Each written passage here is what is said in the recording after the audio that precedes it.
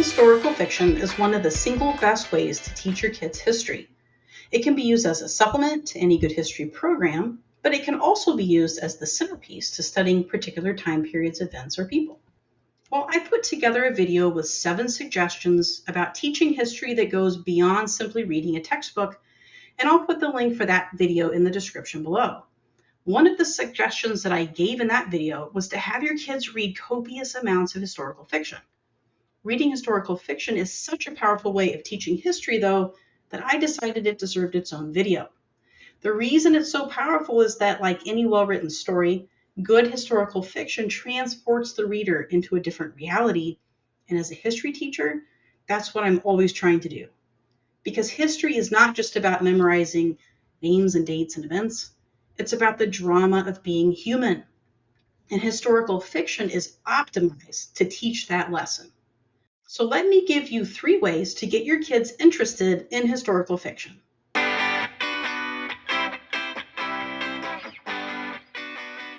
Number 1, read it aloud. Now, I'm not sure why, but historical fiction books can sometimes be hard to get into at first. But once you're in it, never fear, you can't put it down. You can solve that problem by picking out a book that you're pretty sure your kids will like and make it your next read aloud book. Read it a chapter or 2 a day and allow your kids to talk about it. Ask them what they liked best. How were things different back then?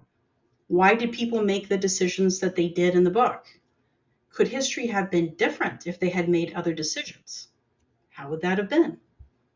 Some suggestions for this first book include The Little House on the Prairie, The Sign of the Beaver, Number the Stars, The Island of the Blue Dolphin, Caddy Woodlawn, and Carry On, Mr. Bowditch. But a quick Google search will bring up all sorts of other ideas as well. I'd say that for this first book, you want to focus your efforts on choosing a book that's going to be most interesting to your kids.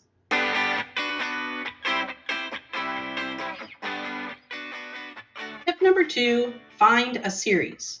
Of course, the best thing about a series is that, well, it's a series. If you're comfortable with the content level and your kids are interested in the books, it saves you a lot of time and effort finding a new book if you can just hand them the next one in the series. My kids love the Royal Diaries, the American Girls Collection, the Dear America series, and the I Survived books. To this day, when my kids come across historical figures in history class or in textbook, they recognize them more like old friends if they've read about them in a book. That's invaluable for their understanding of what history is.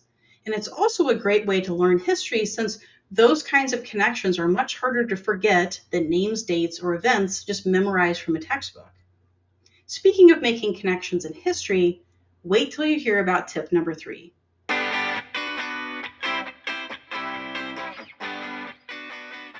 Tip number 3, read dueling books. One of the most fascinating things that I've done with my kids is to read 2 opposing historical fiction books back to back. Now, both books were written at a kid's level. The first one was about General George Armstrong Custer, and the second was about the Lakota chief Crazy Horse. If you're familiar with that history, you know that those 2 men were famous military leaders of their people, and that Custer's last stand was made against Crazy Horse. So here's what I did. We read the books together as our daily read aloud session. When I read each book, I didn't make any commentary. Instead, I let the book from each man's point of view speak for itself. When we read Custer's book, it seemed really easy to see things from his perspective. When we read Crazy Horse's book, it was easy to see things from his perspective. My kids experienced that tension, and then they wanted to ask me about it. What they came away with from all of our discussions was an appreciation for how messy history seems while you're in it, but how simple it seems when you look back on it. And also that history is made up of the story of real live people. On a side note, we recently visited Fort Robinson where Crazy Horse was killed. The place that we stayed was no more than 50 yards from the spot where he died. It was a moving experience for me to visit the place that we'd read about, and I was so pleased to see that it was a really moving experience for my kids as well. Those were not just names in a book to them. Those were real, actual human beings. I could have read the facts about Custer and Crazy Horse's life from a textbook or encyclopedia, but Something tells me that reading these historical fiction books about their lives allowed my kids to connect with them as humans first and foremost. As a teacher and as a mom, I'm going to call that a win. So I hope I've given you some ways to make history come alive in your homeschool. If you found ways to incorporate historical fiction into your school day, I would love to know about it in the comments below. While you're down there, hit the subscribe button and ask any questions that you might have. I hope you have a wonderful school year, and I'll see you in the next one.